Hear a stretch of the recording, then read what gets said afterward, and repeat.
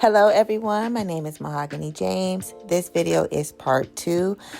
This is a new client. She will be getting a sew-in install with 3 20-inch deep wavy bundles that she purchased from my website, mahoganyjames.net. Okay, so of course I have to blow dry her hair before starting, so I use my favorite 2 products, which is the Silk Recharge Spray Serum and the Sea Moss Blow Dry Spray. With these 2 products, you're going to get a heat protectant. It will add moisture and shine and make the hair very silky, and it's also going to reduce your dry time by 50%. So before blow drying her, I'm going to part her off for her leave out. She's going to be doing a middle part, so we're keeping a bit out for her middle part. She's also going to leave out her edges in her perimeter area so that she'll be able to pull her hair up in a ponytail or a bun. And all of the products and the extensions that I will be using in this video, they all are available for purchase on my website, and I will put the link to each product and the extensions in the description box.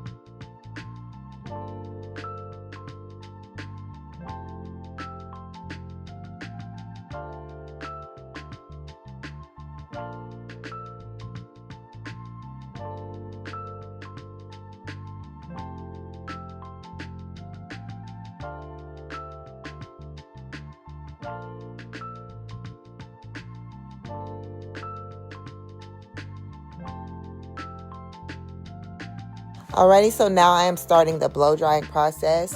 The brush that I'm using is a heat resistant detangling paddle brush. I absolutely love this brush because, for one, it is heat resistant. So the heat from this blow dryer is not going to cause this brush to melt. It will last you a very long time. And this brush is great for detangling the hair. And as you can see, this brush is allowing me to blow dry her hair in big sections, which I absolutely love because I use the Sea Moss Blow Dry Spray as well. Like I told you guys before, that the Sea Moss Blow Dry Spray reduces your dry time by 50%. And using this brush and being able to blow dry in big sections, it is reducing my blow dry time in half. So, which allows me to finish my client faster. So yes, if you're someone that blow dries your hair yourself at home, or if you are a stylist, this brush and the Sea Moss Blow Dry Spray are must-haves.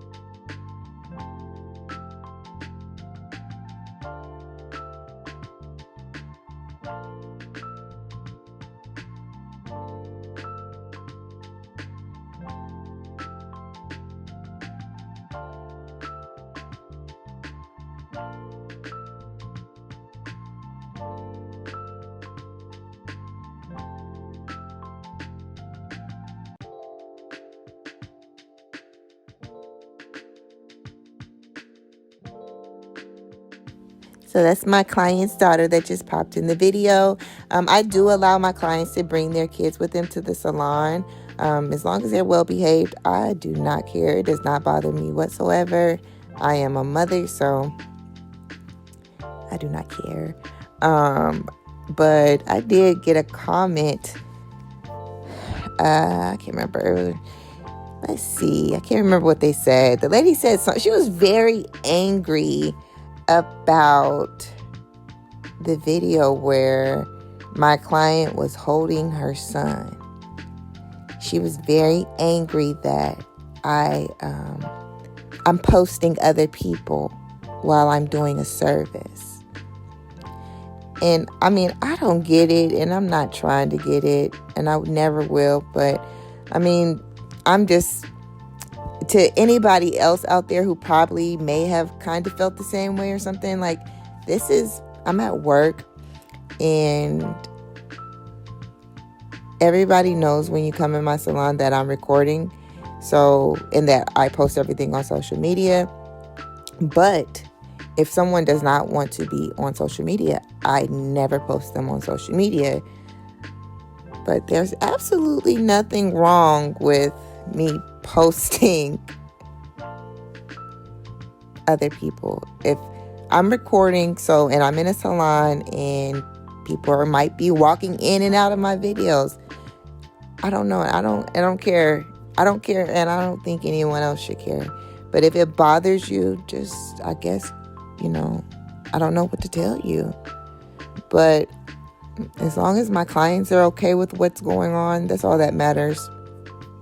But yeah, to anyone else who probably thought that this is a salon and I'm just simply posting what I'm doing at work, what's going on. If you might see, one day you might see somebody, I don't know, you might see 3 people standing in the video while I'm doing someone's hair. And that's absolutely okay because I'm in my salon. So, I don't know.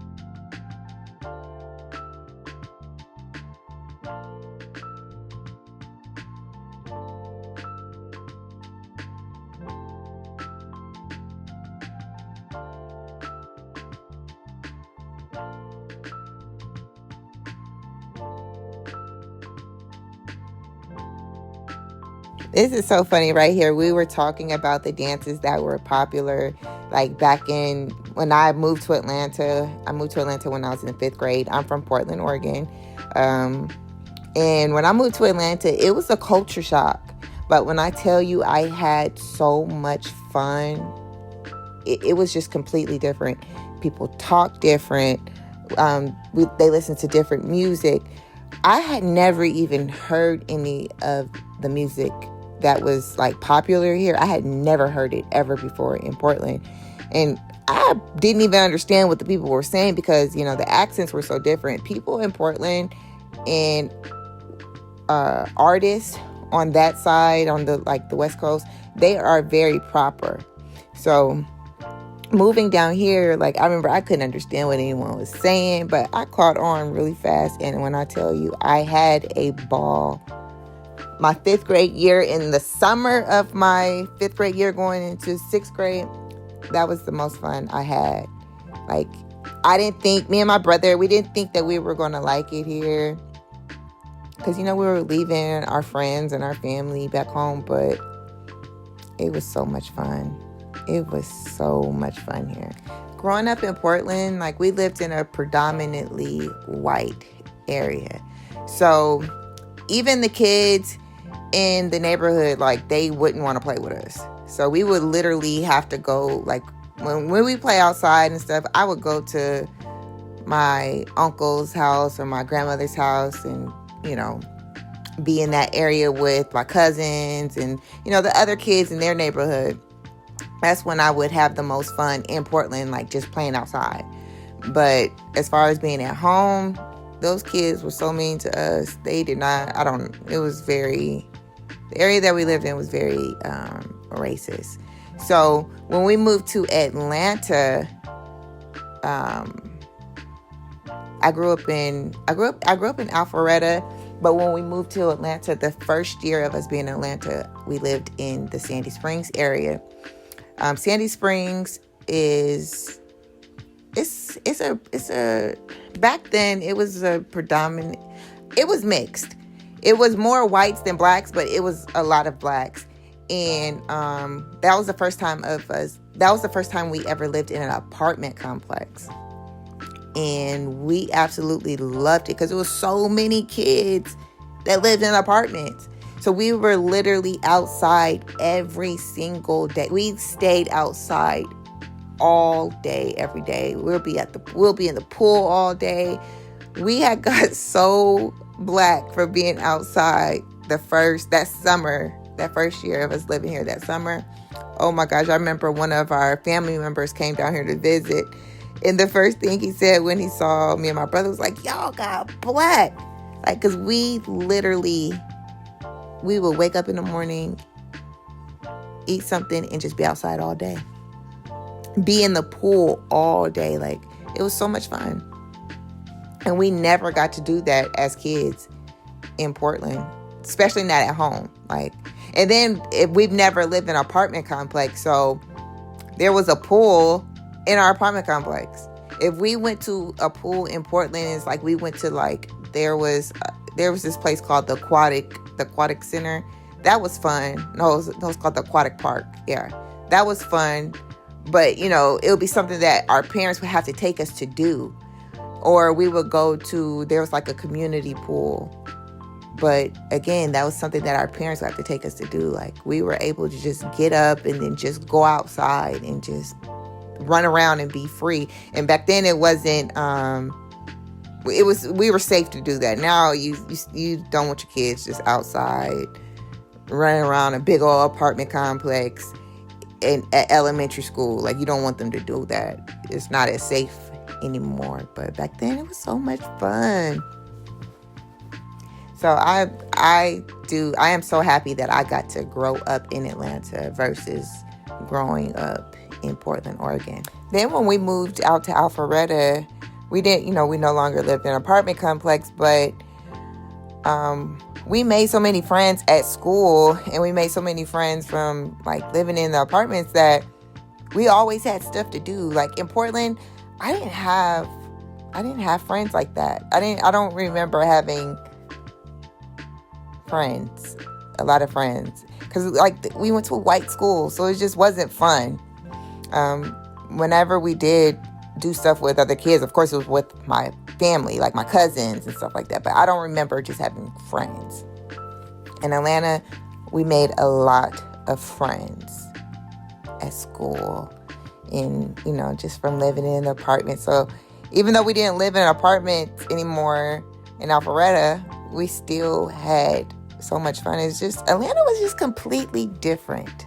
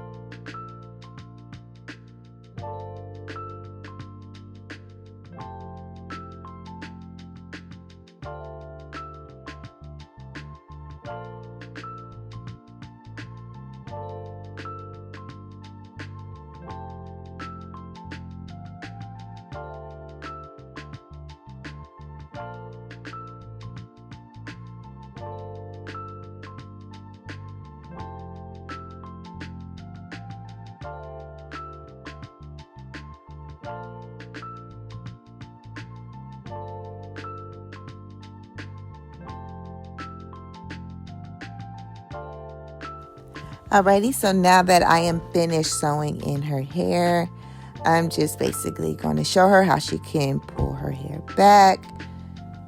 We are going to blow dry this hair and flat iron it. And look, she can tuck it behind her ear. But yes, we're going to blow dry this hair and flat iron it. She will wear it wavy, I guess, whenever she shampoos her hair again. I don't know. But of course, her first style, she wanted it to be straight.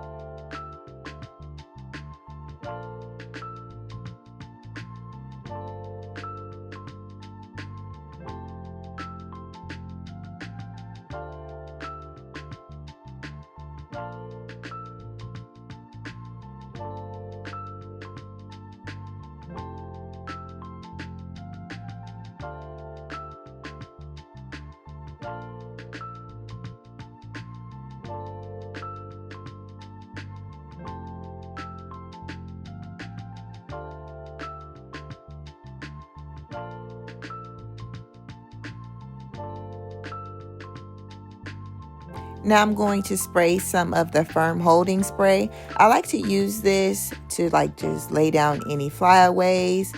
And I also like to use it because if, like, say that my client goes outside and it's windy and the wind blows, I like to spray it on her leave out so that if the wind blows, her leave out is not moving. So she doesn't have to worry about her tracks staying covered.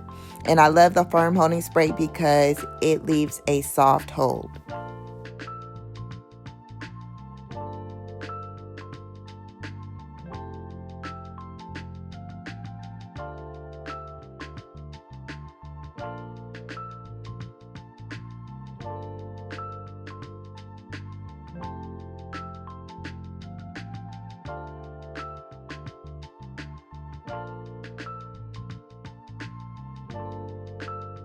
And now I'm going to just flat iron her leave out. I'm going to melt basically her leave out into the weave so that you cannot see where her leave out stops. Like you won't be able to tell the difference between her leave out and the extensions.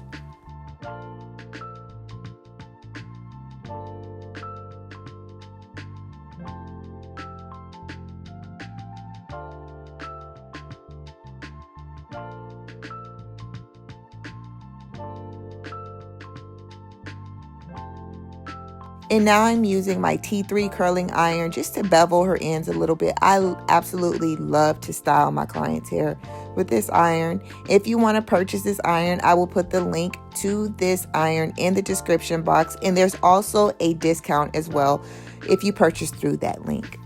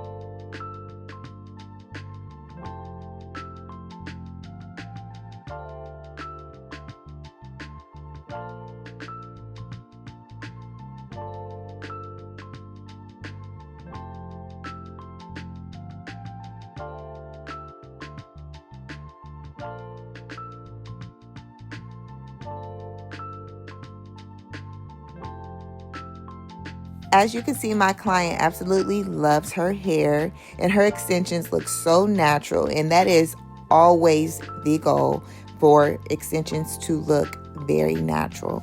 And now I'm going to spray just a little bit of the S3 spray on her hair. This product is going to add shine, it's going to help retain the moisture in her hair without weighing it down, and it prevents frizz. Thank you guys so much for watching. If you would like to book an appointment with me to start your healthy hair journey, or if you just simply want to purchase any of the products that I use, you can visit my website, mahoganyjames.net. Thank you so much, and please do not forget to like and subscribe.